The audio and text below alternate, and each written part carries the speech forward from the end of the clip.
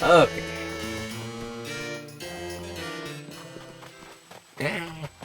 Yomara's pear tree. Oh.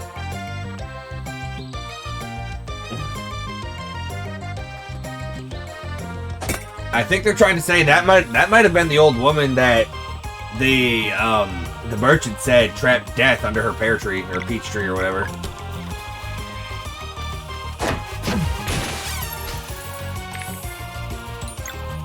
Damage from the sun. The Grassassin.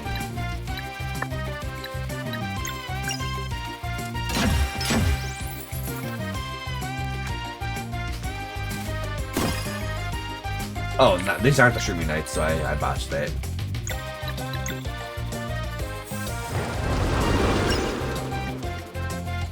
Shroomy Zoomy!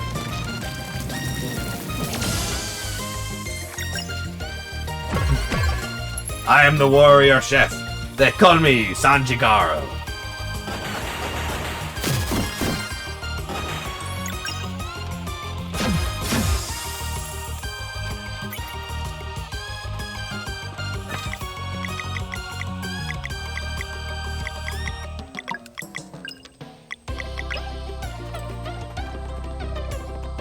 I wonder where it's going to take us.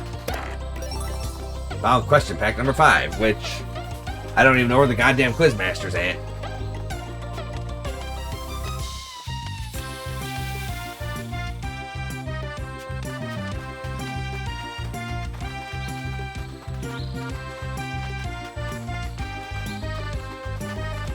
This place is kind of big.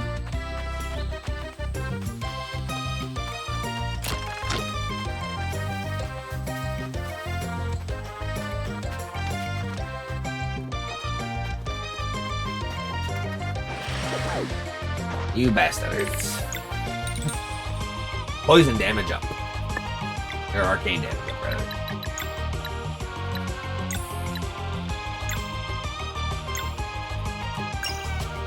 They're just vibing.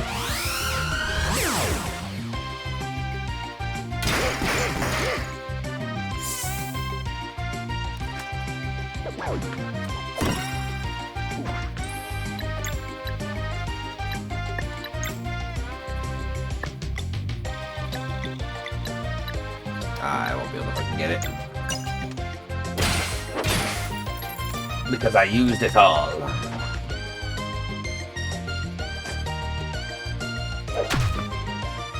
Okay, I couldn't. Because the other one was just fucking vibing there, I couldn't put the ceiling just get ready to charge.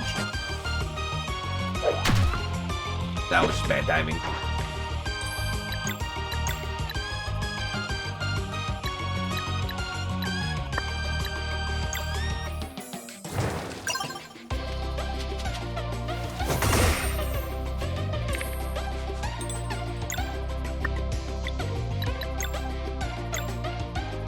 Arcane Moons!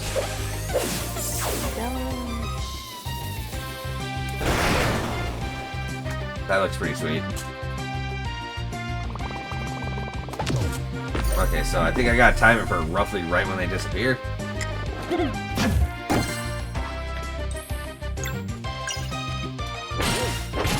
Oh, he's got 4 HP left. Are you serious, man?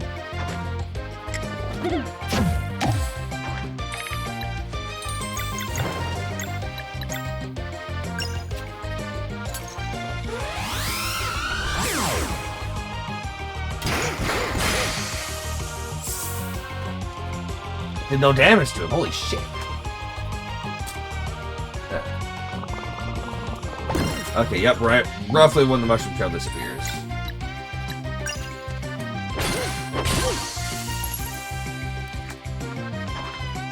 This is gonna hurt. Yeah, it hurt.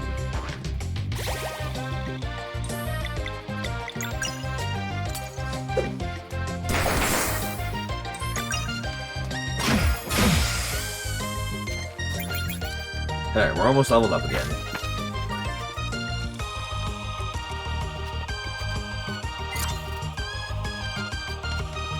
All this for this item better be good. Shroomy Shoes. Okay. More damage on Sarai. That's fair.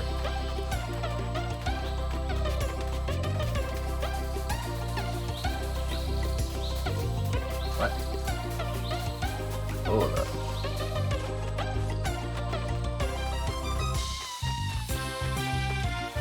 Perspective is fucking with me. Oh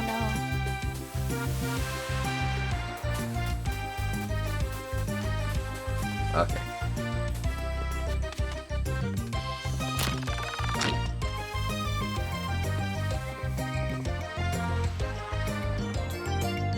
What the fuck?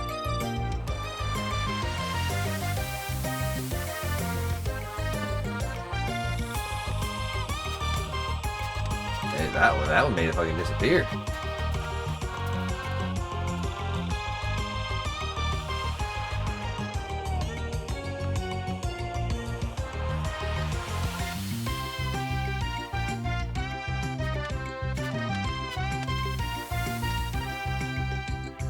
Here we go. Yep, I solve puzzles. I'm that guy. I like puzzles. Like, I don't like assembling them, but I like solving them.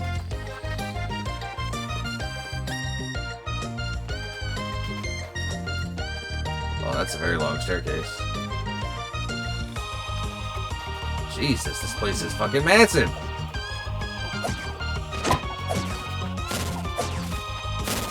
You fuckers don't see me. Oh, I gotta go up there anyway. Unfortunate.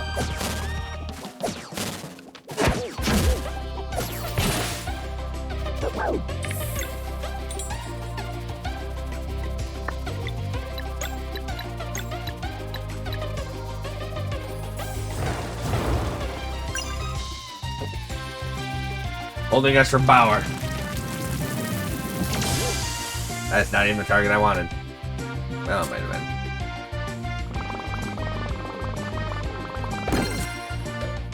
Oh yeah, I can block the fungus spike now. The fungus spike.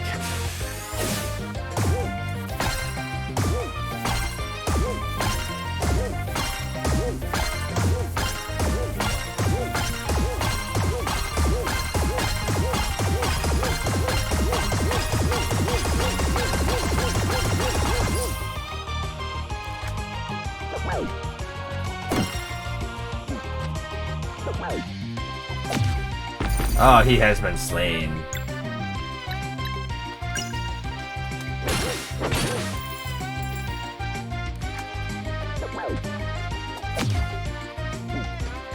Oh, we're all gonna get slain. Oh boy.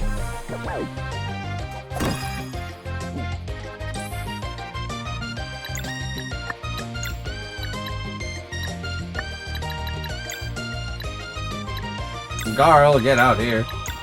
Hit him with the cooker surprise.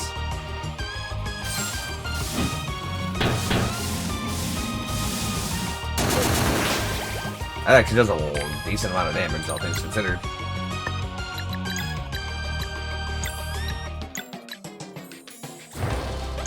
Alright, finish him off with the moon.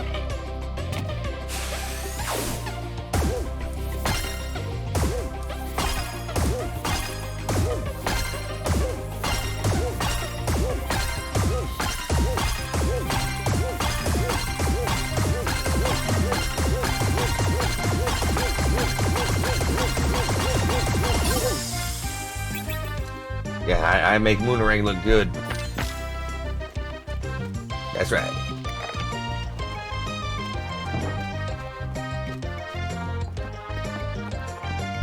Alright, so there's that. But I'm not ready to do that. Because I want to try and explore a little bit more around out here first. You know? Yeah. Yeah. I can jump down here. Oh, sha. That's the workplace compliance. I'm funny.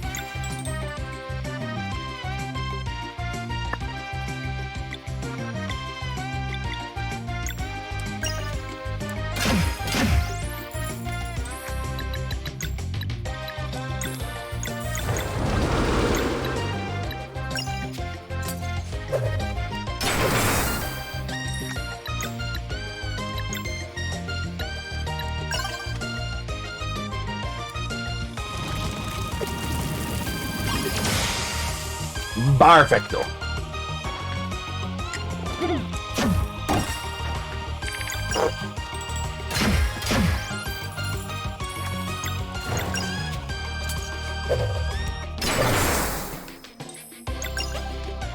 Man, dude, just wait till you see me play Super Mario RPG Remastered.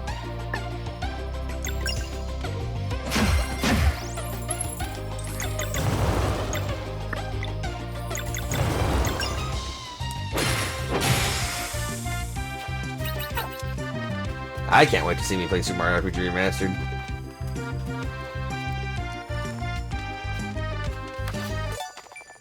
Carl and Rashawn learned Venom Bomb. Oh no. So it's fucking our big boob secretary's cooking from Slime Bro.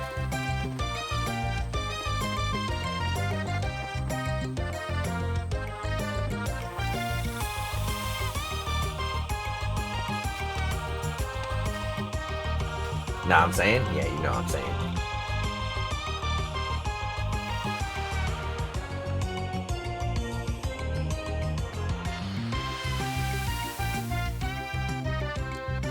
This place is fucking massive and mighty.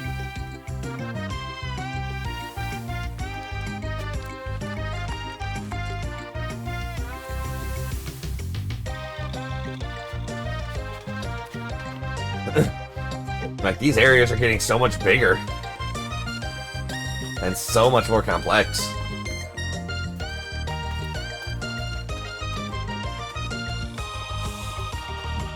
We've already been in this place for like 45 minutes. Oh. Yeah.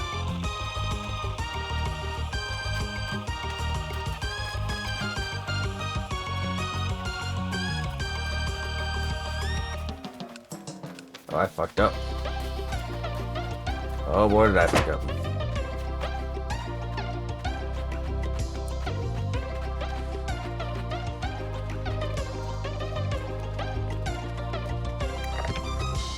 There we go. There, now I didn't fuck up. I unfucked it.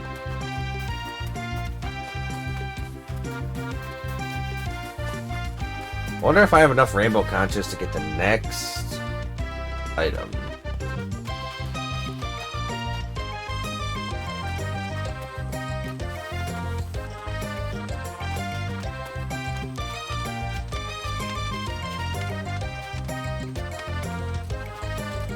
There's a save point. But there's not a fucking healing point here. Are we done? Are we out of the area? We are.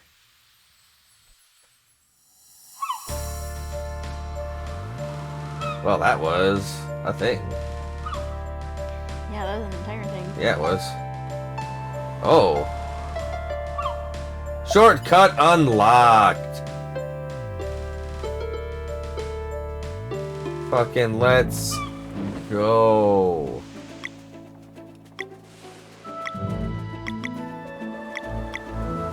Watcher Island.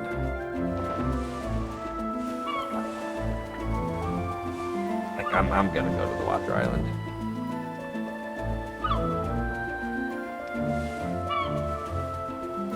Oh yeah, Quillshroom Marsh was an adventure. Watcher Island's down here. Yeah, that was the thing.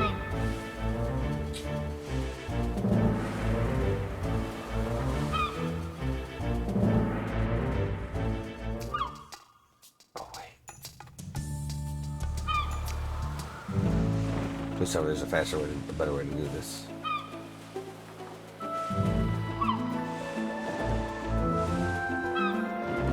Oh, fuck. No. No. Not right now.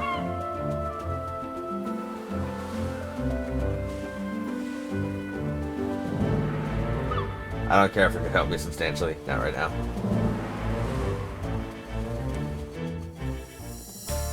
Because I really don't want to have to go through the fucking jungle path again.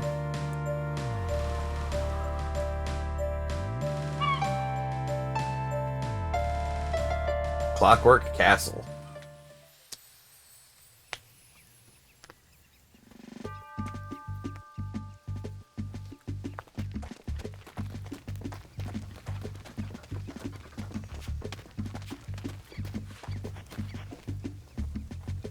Oh, I wonder if this is where the Clockwork Concierge came from the Elemental Skylands that we had to fight. You know, the flying butler robot.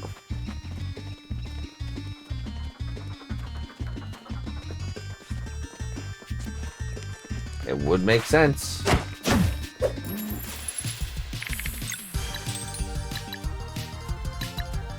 Oh, so these are the same enemies, but just not covered in snow. Okay, that's kind of neat.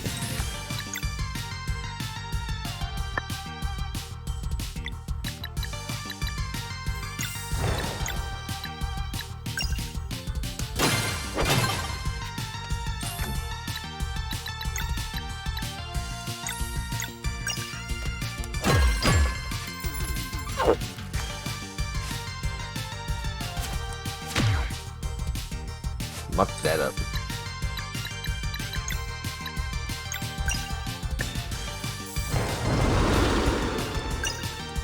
Arcane Moons!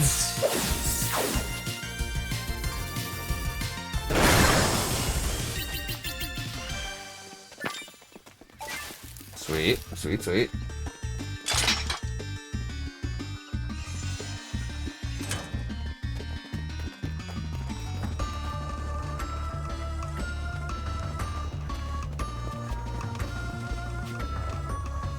So, this pile of cogs and gold here, you see it?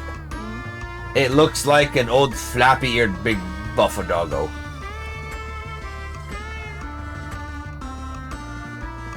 Do you see it? Yeah. Do you see the big flap of buffadoggo? Yes. I'm gonna take a screenshot and I'll show you how to look at it. You were hesitant in answering. No, I got it. It's the thing next to the pillar. Yeah. Do you see how it looks like a dog? Yeah. Fuckers.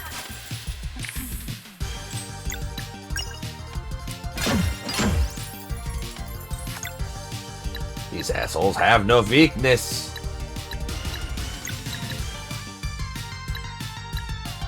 No weakness, just fighting. No weakness, just the darkness. Oh, that pulled him in fast. I wasn't ready for that.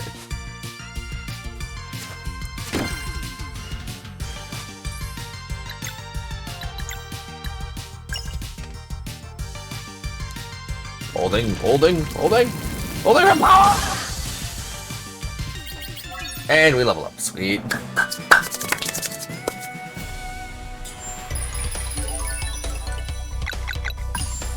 Alright, I gotta start doing more damage.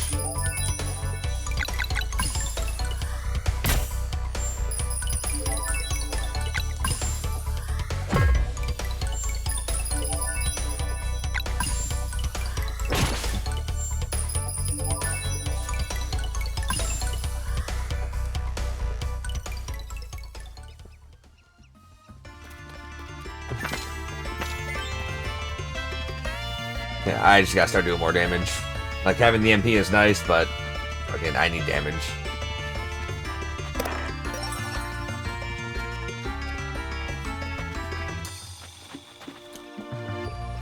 Also, there's a lot of stories we haven't read.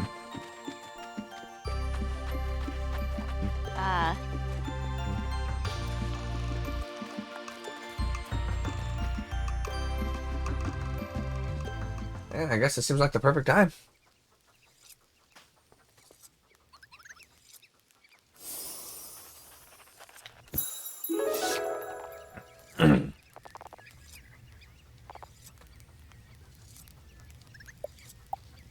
Alright, which story would you like to read?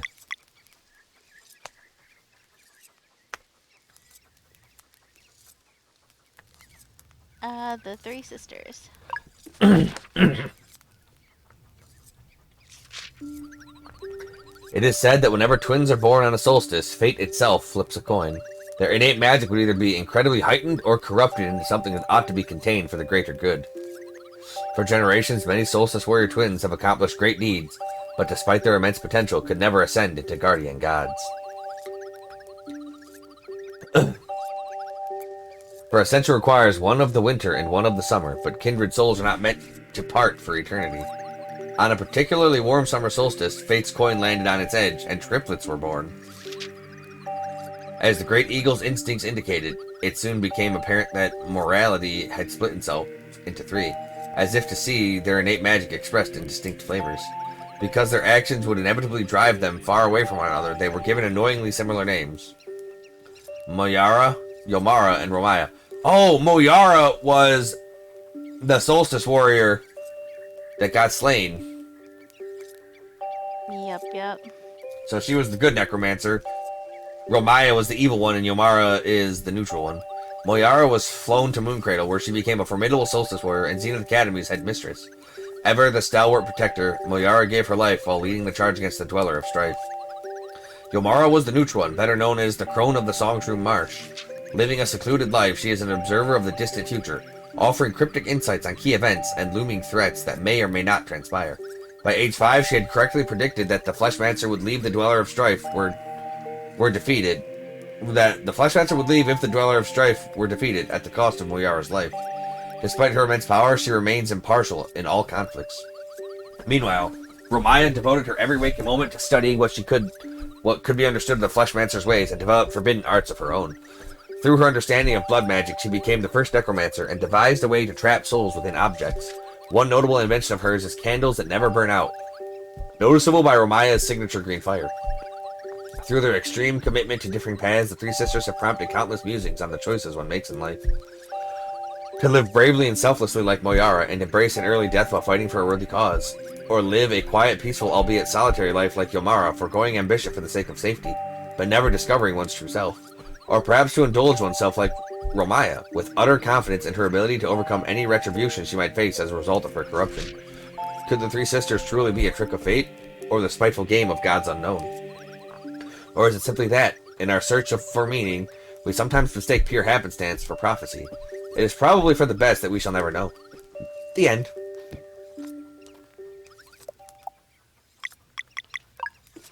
Huh. Countless millennia ago, two powerful alchemists named Rashan and Aephorol set out to create the elixir of life and succeeded. As all things in alchemy come at a price, the gift of immortality caused their bodies to decay, leading them to conceal their hideousness under colorful robes. Reveling at first in the bright side of their immortal coil, they spent centuries nurturing the world and creating wonders to inspire its mortals. Over time, however, Aephorol grew increasingly jealous of the ephemerality he would never taste again. Thus began his wicked journey into the forbidden schools of alchemy, a journey with which would see every last bit of good in his heart dissipate as he experimented with soul, bone, flesh, and blood alike.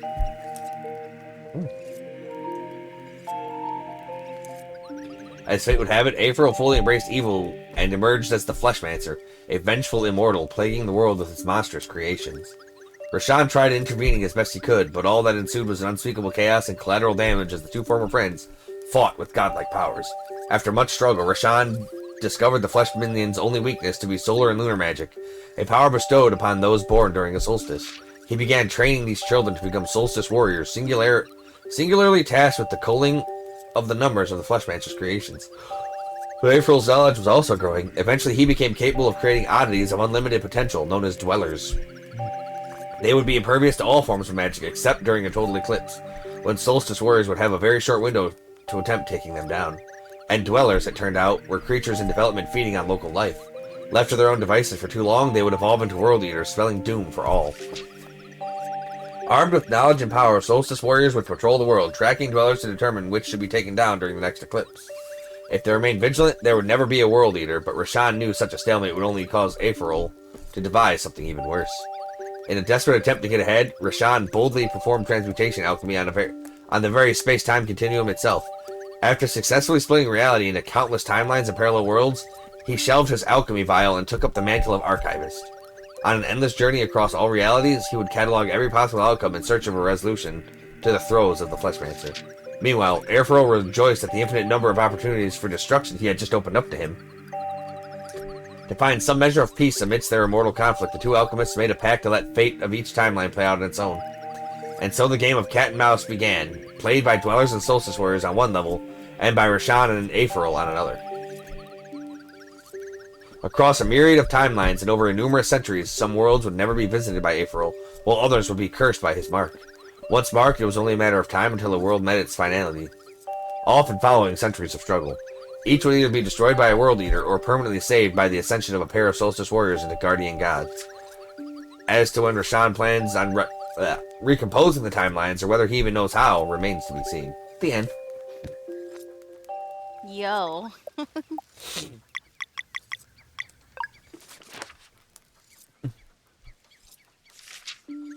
It was like a dream.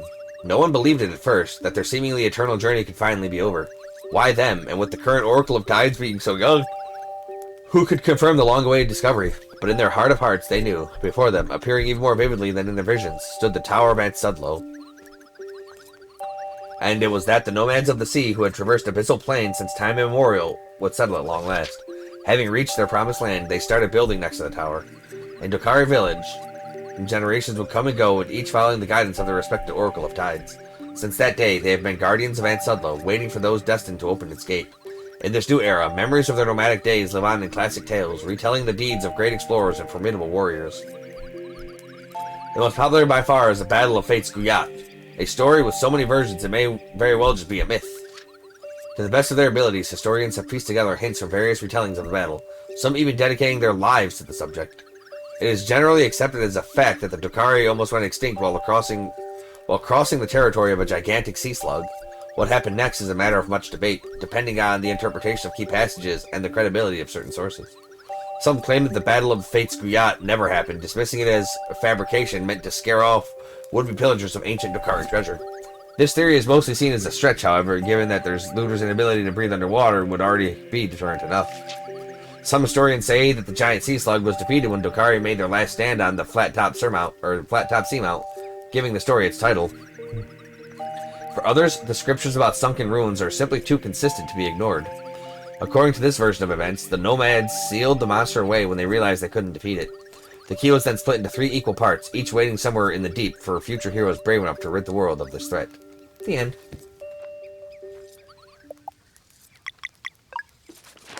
Huh. When Aephorol first arrived in our realm, he brought with him a group of kid geniuses. If stories are to be believed, Kale and his friends had struck a deal with him to free their people.